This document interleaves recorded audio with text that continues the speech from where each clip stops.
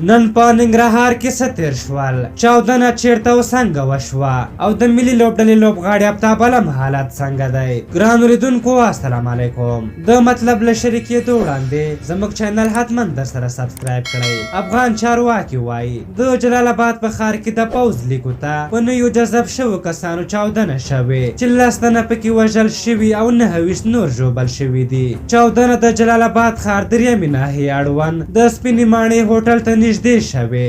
د چاودنې په ځای کې د ملي لوبډلې لوبغاړی افتاب عالم هم و چې له چاودنې روغ وتلی. افتاب عالم په خپل رسمي فیسبوک پاڼه باندې لیکلي دي چې الله تعالی په خپل رحم سره وساتلو. هغه وایي چې د تمرین په جریان کې د اکاډمۍ ترڅنګ چاودنه وشوه.